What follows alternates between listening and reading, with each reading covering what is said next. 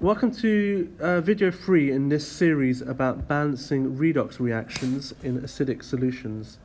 We previously looked at a few examples of redox reactions in acidic solutions. We are going to go ahead and look at number 3. This is a reaction of oxalic acid with manganate ions forming carbon dioxide and manganate ions in solution, manganese ions, sorry. Go ahead and throw in the oxidation states. Oxygen is -2. There are 4 oxygens. That gives us -8. That means the hydrogen and carbon must balance out the -8. We know hydrogen is +1, and there are 2 of them. That's +2.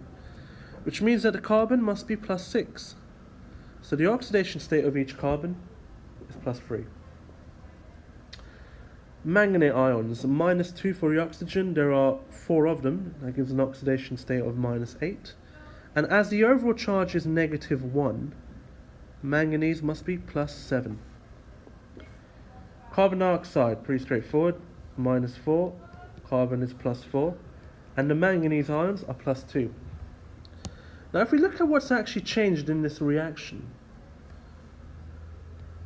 the carbon has gone from +3 to +4. It has been oxidized. It has lost an electron. If we look at the manganese has gone from +7 to +2. It has been reduced, with each manganese gaining 5 electrons. The oxygens are what we call spectator ions. If you notice, they remain the same, so we can remove them, and we'll come back to the hydrogens in a moment. So let's go ahead and form our first half equation. If we take H2C2O4, leave a gap, that forms CO2, and if we check out the balancing of atoms here, there are 2 carbons on the left, so we need 2 carbons on the right. On top of that, we have hydrogen on the left.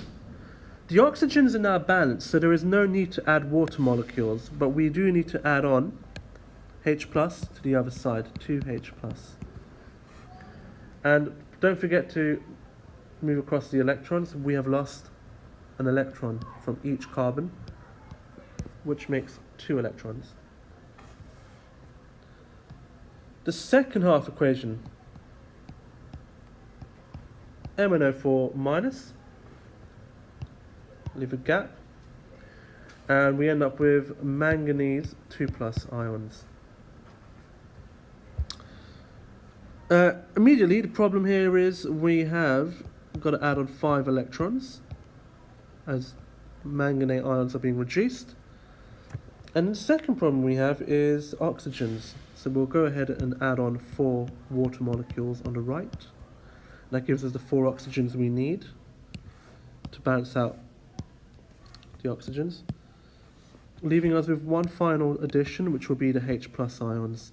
There are 8 hydrogens on the right, so we need 8 H plus ions on the left.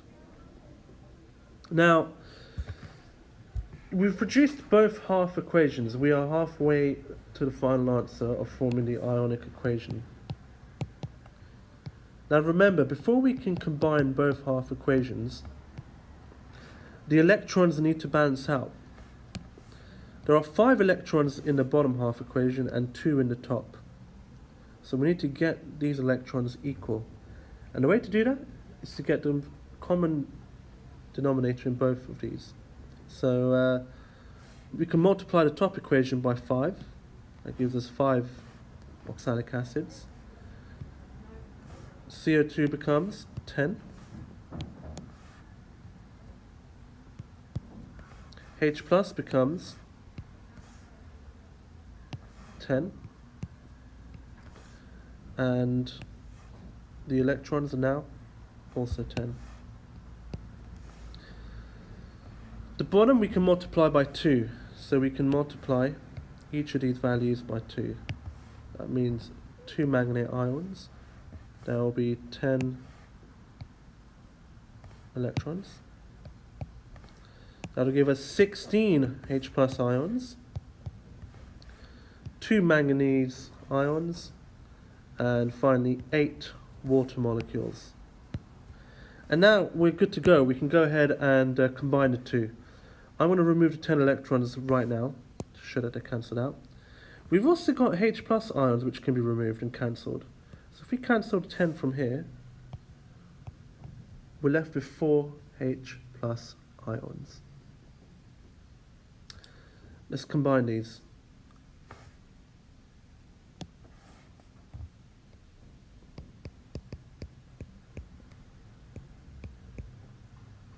Apologies, I meant 6. Not 4, 6 H plus ions.